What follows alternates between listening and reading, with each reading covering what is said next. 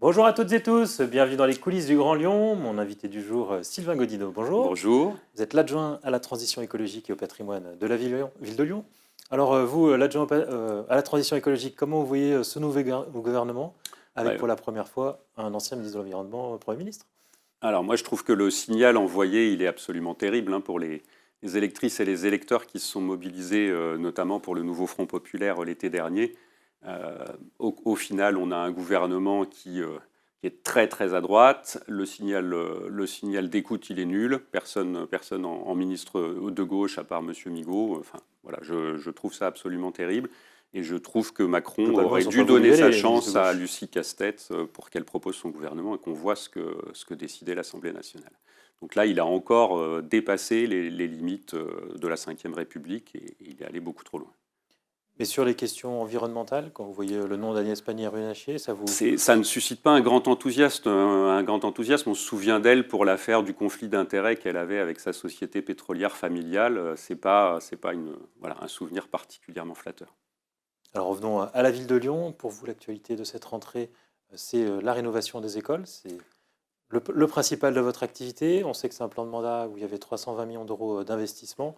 Vous allez pouvoir les réaliser d'ici la fin du mandat? Alors tout à fait, donc la programmation pluriannuelle des investissements avance bien. On a eu une montée en puissance progressive tout au long du mandat, au fur et à mesure que les études sont achevées. Donc là, on est dans la période des travaux. On était avec le maire à la rentrée scolaire dans l'école d'Hydro du 5e arrondissement pour la livraison d'une première tranche de travaux.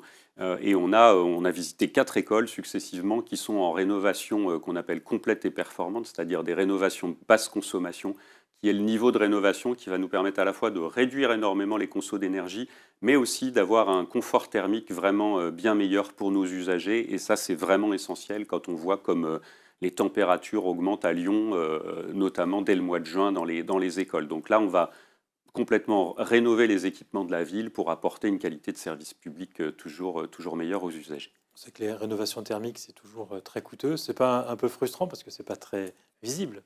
Et ben justement, quand on fait une rénovation complète, on a l'opportunité, là, dans l'école d'Hydro ou dans l'école Gémeaux qu'on a fait visiter, Joliot-Curie aussi, toujours dans le 5e arrondissement, de refaire complètement l'enveloppe du bâtiment, donc aussi de redonner un coup de jeune à des équipements qui sont parfois un peu passés dans leur style. Là, on est sur des écoles d'après-guerre, avec des structures très régulières, un peu monotones en termes architectural, et donc on peut faire une isolation par l'extérieur, refaire une enveloppe beaucoup plus moderne, relooker complètement les écoles. Donc je pense que même ceux qui ne sont pas sensibles à l'aspect énergétique vont apprécier la rénovation. Alors, autre actualité, vous venez de dévoiler une visite pas sur un site internet des arêtes de poissons dans la colline de la Croix-Rousse. On va enfin savoir à quoi elles servaient, ces arêtes? Oui, tout à fait. Alors là, on sort des Journées européennes du patrimoine. C'était une très belle séquence pour les Lyonnaises et les Lyonnais. Et un des scoops de ces Journées européennes du patrimoine, c'était ce nouveau produit que la ville de Lyon a réalisé à la demande des habitants, puisque c'était un projet du budget participatif. Donc un budget de 250 000 euros pour permettre 2 parcours sur Internet, une visite libre, une visite guidée, qui vont permettre aux Lyonnaises et les Lyonnais et aux Lyonnais de rentrer virtuellement dans ce site qui est interdit pour des raisons de sécurité, de découvrir le site et puis de découvrir l'actualité de la recherche sur leur vocation. Donc on sait qu'elles sont romaines, on a plusieurs éléments qui le prouvent, datation au carbone 14, un squelette de soldats romains retrouvé dans un puits, il y a des éléments qui sont incontestables. Ce qui reste à découvrir, c'est leur fonction. On pense qu'il y a une fonction de stockage, ça reste à préciser. Je pense qu'on aura l'occasion de faire une conférence bientôt avec le service archéo pour en dire plus à la population. Quand les Romains faisaient un service de stockage, ils n'y allaient pas à moitié, là. Non, ils y allaient franchement, mais ça, on le sait depuis longtemps. Puisque vous parlez du service archéologique, il va rester finalement dans le site Néret, pour lequel vous lancez un nouvel appel à projet Tout pour à un fait. tiers-lieu Tout à sur la fait. Donc transition. l'actu du site Néret, c'est cet appel à manifestation d'intérêt qu'on a lancé début septembre également.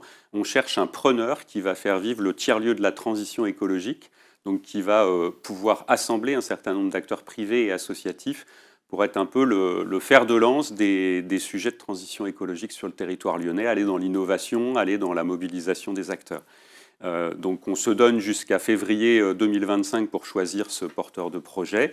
Les travaux du site Néret vont commencer et le service Archéo occupera la moitié du bâtiment. Et il restera donc là. Qui restera donc propriété de la ville de Lyon comme on s'y était engagé. Dans les travaux qui vont démarrer l'été prochain, ce sont ceux de la Galerie des Terreaux, il y a 30 ans qu'elle était fermée.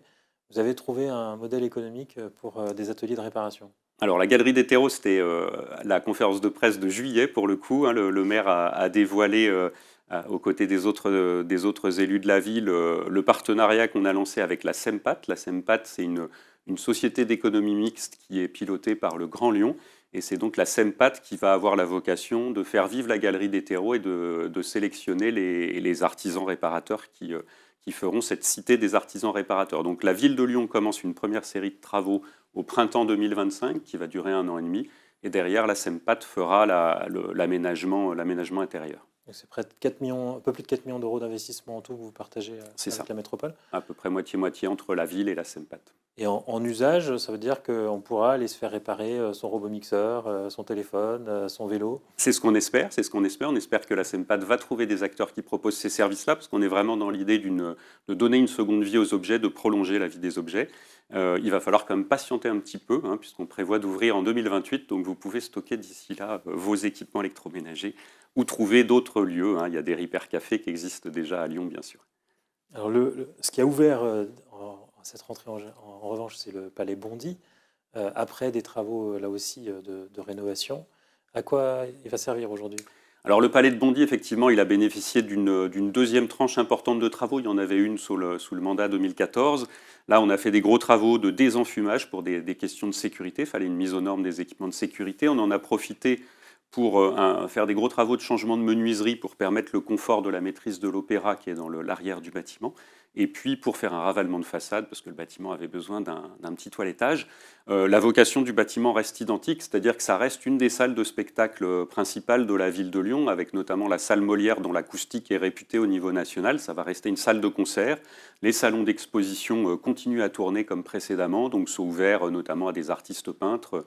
Et on reste dans cette logique de mise à disposition d'un certain nombre d'acteurs privés ou associatifs de ce lieu pour faire rayonner la culture sur le territoire. Sylvain Gaudinot, je vous remercie. Avec plaisir. Et puis moi, je vous dis à demain pour une nouvelle émission des Coulisses du Grand Lyon.